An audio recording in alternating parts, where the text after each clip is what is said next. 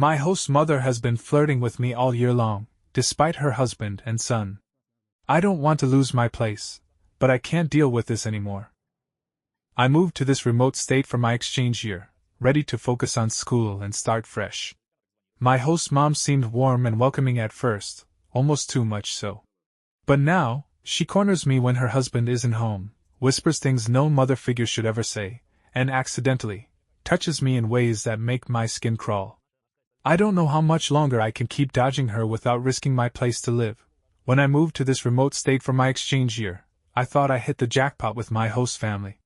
Dana, 38F, my host's mom, greeted me with a warm smile and a house tour full of jokes. Her husband, Greg, 41M, was polite but distant, always busy with his job as a contractor. Their son, Mason, was a shy but sweet 11-year-old who loved to show me his Lego creations. The house was spacious and cozy, tucked away in a quiet neighborhood. Everything seemed perfect. I'm a 19-year-old college freshman, and this was my first time living away from home. The idea of staying with a family instead of on campus was meant to make the transition smoother. Dana went out of her way to make me feel included, always asking about my classes and offering to pack me lunch. She even insisted I call her Mom, which I thought was a little odd but harmless. The first week felt normal, welcoming even. But as the days went on, there were moments that didn't sit right. Like the time I was studying at the kitchen table, and she came up behind me, resting her hands on my shoulders for just a little too long. Or the night she knocked on my door after Greg had left for an overnight job, bringing me a cup of tea and sitting on my bed uninvited. "It must be so lonely for you," she said, her voice softer than it needed to be. I didn't know how to respond. At first, I told myself I was overthinking things. Dana was just being friendly, right? But then, there were the little comments, offhand remarks about how handsome I looked in my workout clothes, or how I must be breaking hearts back at school. Once, she joked that she should take me out shopping for real men's cologne, leaning in close enough that I could smell the wine on her breath. I laughed it off awkwardly, but it left a bad taste in my mouth. Meanwhile, Greg was barely around. His construction contracts had him working late nights or out of town for days at a time. When he was home, he seemed exhausted, barely saying a word before retreating to bed. Mason, blissfully unaware, spent most of his time in his room or at after-school activities. It was usually just Dana and me in the evenings, a dynamic that started to make me feel uneasy. The first real red flag came one night when I got back from a late study session at the library. As I opened the door, Dana was sitting on the couch in a silk robe, sipping wine. "Oh, you're back late," she said, her voice slow and deliberate. "You work so hard. You deserve to relax." I muttered something about having a long day and tried to head upstairs, but she stopped me, asking if I wanted a drink. When I declined, she gave me a look I couldn't quite read, half amused, half disappointed. From then on, the boundaries seemed to blur. Things started getting weird after that night. Dana would find excuses to touch me, a quick brush on the arm, her hand lingering on my back when I walked by. One morning, as I was heading out for class, she smoothed my collar and said, "Can't have my handsome boy looking sloppy now, can we?" I just froze. What was I even supposed to say to that? I laughed awkwardly and got out of there as fast as I could. It got worse on a Saturday night. Greg was working late again, and Mason was at a sleepover. I was in my room trying to finish an essay when Dana knocked on my door. Before I could say anything, she walked right in. She had a glass of wine in her hand, and she sat down on my bed like it was the most normal thing in the world. "You're always working so hard," she said, tilting her head like she was studying me. "You deserve to take a break. Come watch a movie with me." I told her I couldn't, I had a deadline, but she just kept pushing. "1 hour won't kill you," she said. "Don't be such a stick in the mud." I didn't know how to say no without making things awkward, so I agreed. I figured, 1 hour. I can deal with it. She already had a rom-com queued up in the living room and patted the spot on the couch next to her. I sat down, keeping as much distance as I could, but halfway through the movie, she scooted closer. At first, I told myself I was imagining it. But then she put her hand on my knee. I froze.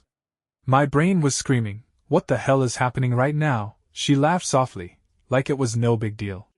"Relax," she said. "You're so tense. You're safe here, you know." I mumbled something about needing water and shot up off the couch. I spent the next 10 minutes in the kitchen, pretending to make a snack while my hands were shaking. I hoped she'd just go to bed, but when I came back, she was still there, watching me like she was waiting for something. As soon as the movie ended, I made up some excuse about having an early morning and bolted to my room. I locked the door for the first time since I'd moved in. The next morning, I woke up to a text from her. "Sorry if I made you uncomfortable last night. I just want you to feel at home here." I stared at my phone for a long time. Was I reading too much into this? Was I overreacting? But my gut told me I wasn't. After that night, I did everything I could to avoid being alone with her. I stayed on campus as late as I could, trying to time my return so Greg or Mason would be home. But it didn't matter. Dana always seemed to find a way to corner me. One afternoon, I came back earlier than usual. Greg's truck wasn't in the driveway, so I knew he wasn't home. I figured I'd just slip upstairs unnoticed, but as soon as I walked in, Dana was right there in the hallway with a laundry basket. She said something about folding my clothes, which already felt weird. Who does that? Folding a 19-year-old's laundry. I told her it wasn't necessary, but 20 minutes later she knocked on my door. When I opened it, there she was, holding a stack of my shirts. She stepped into my room without asking and made some comment about how tidy I kept things, like I wasn't already uncomfortable enough, and then she hit me with it. She told me I was such a good boy, and that Greg and Mason were lucky to have me there. She even said she felt lucky. The way she said it, it wasn't normal. I froze, standing by the door, waiting for her to leave. She finally did, but not before brushing her hand against my arm on her way out. I stood there for a long time after that, just staring at the door, trying to make sense of what had just happened. But that wasn't the worst of it. A few nights later, Greg was working late again, and Mason had already gone to bed. I had just gotten out of the shower and was heading back to my room when I almost ran straight into her in the hallway. She was wearing this satin robe, the kind that barely covered anything. She smiled at me and made some comment about how I was such a sweet guy, and how most guys my age didn't have my manners. I just mumbled something and kept walking, but she followed me to my room. She leaned against the doorframe, looking me up and down, and said that I could always talk to her if I needed anything, that she wanted me to feel comfortable here. That was the moment I realized I couldn't do this anymore. I didn't feel safe in this house after that hallway encounter. I started locking my door every night, no matter how paranoid it made me feel. I even shoved a chair under the doorknob a couple of times, just to be sure. It didn't stop me from lying awake, listening for footsteps in the hallway. I couldn't shake the feeling of being watched. It didn't help that Dana seemed to have a radar for when I was alone. One night, I stayed late at the campus library, hoping to avoid her, but when I got home, Greg's truck was gone. She was sitting in the living room, waiting. She smiled when I walked in and said something about how hard I was working. Then she joked that I needed someone to take care of me, with all the late nights I'd been pulling. I laughed it off and went straight upstairs, ignoring her offer to heat up dinner for me. The next morning, she texted me, "You're too hard on yourself. Let me know if you ever need to talk, smiley face." The smiley face made my skin crawl. I thought about saying something to Greg, but the guy was barely home, and when he was, he looked like he was running on fumes. What was I supposed to do? "Hey, I think your wife is creeping on me." He'd probably think I was imagining things, or worse, accuse me of something. Even when Mason was home, it didn't make me feel any safer. Dana didn't exactly back off, she just got more subtle. If we were in the kitchen together, she'd find an excuse to brush past me, pressing a little too close. She'd make comments about how nice it was to have a strong young man around the house, and how Greg was always too tired to help her out. At one point, she cornered me in the garage. I had gone down to grab a toolbox because Mason wanted me to help him fix one of his toys. As I was rummaging through the drawers, she appeared out of nowhere, standing way too close. She said I had such capable hands, and made some joke about how Greg could learn a thing or two from me. I wanted to throw the toolbox down and bolt, but I forced a nervous laugh and said, "Mason's waiting for me." I didn't look back as I left that night. I seriously thought about calling my program coordinator. But then the same worries crept in. What if they didn't believe me? What if I got kicked out of the program for causing drama? What if I ended up without a place to stay, I felt completely trapped. It all came to a head last week. Greg was working an overnight job, Mason was at a sleepover, and it was just me and Dana in the house. I spent the whole evening at the library, trying to avoid her, but eventually, I had to come home.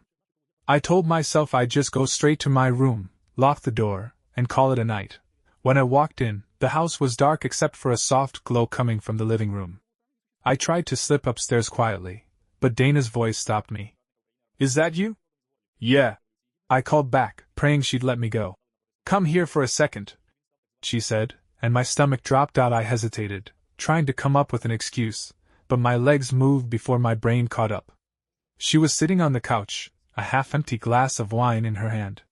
Her silk robe was loose around her shoulders, revealing way more skin than I was comfortable seeing. "Come sit," she said, patting the cushion next to her. I stayed where I was. "I've got an early class tomorrow. I should probably head to bed." She sighed like I was being difficult. "You're always so serious," she said, standing up and walking over to me. "You need to loosen up a little." I backed up instinctively, but she stepped closer. Before I could react, she reached out and adjusted the collar of my shirt, her fingers brushing against my neck. I froze. "See? Relax," she said, her voice soft. Her hands moved to my shoulders, smoothing out imaginary wrinkles. Her thumbs pressed into the muscles there, and she laughed lightly. "You're so tense. You really need someone to take care of you." I couldn't even speak.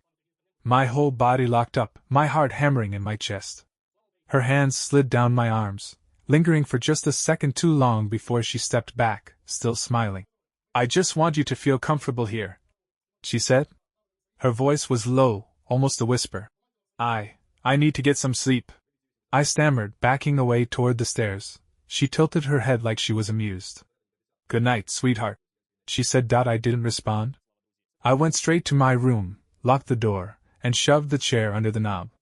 I spent the entire night staring at the ceiling, my mind replaying the way her hands felt on me. It wasn't just physical. It was the way she looked at me, like she knew exactly how uncomfortable I was and didn't care. That was the moment I knew I couldn't keep brushing this off. She wasn't just being friendly, or too familiar anymore. This was deliberate. Calculated. And I didn't feel safe in this house anymore. The morning after Dana cornered me in the living room, I thought things would feel different.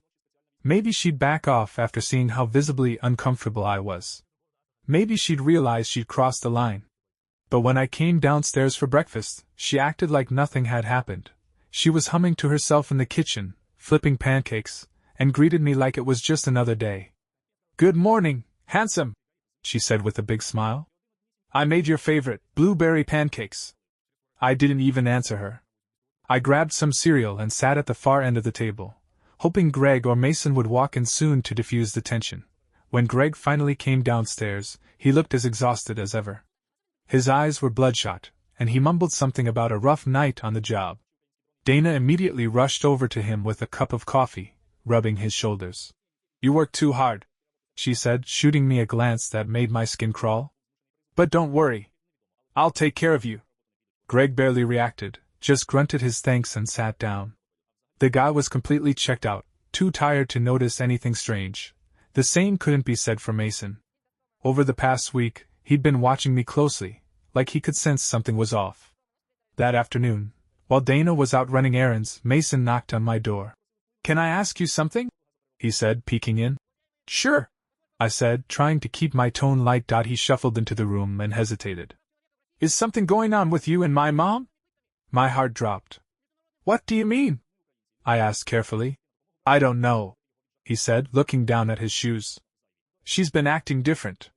She talks about you a lot when Dad's not around. And I saw her in the hallway the other night, outside your room."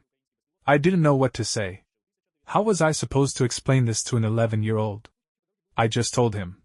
"Your mom's been really nice to me, that's all. But don't worry about it, okay?" He didn't look convinced, but he nodded and left. That conversation stuck with me all day. Mason was noticing things. If a kid could see it, how much longer before Greg started putting two and two together? Later that evening, Greg and I ended up in the garage together while I was fixing something for Mason. He leaned against the workbench, watching me work, and made some offhand comment about how Dana was always so attentive.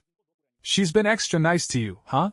he said with a tired laugh. I froze for a second, then forced a chuckle. "Yeah, she's been really welcoming." He nodded, like it was nothing.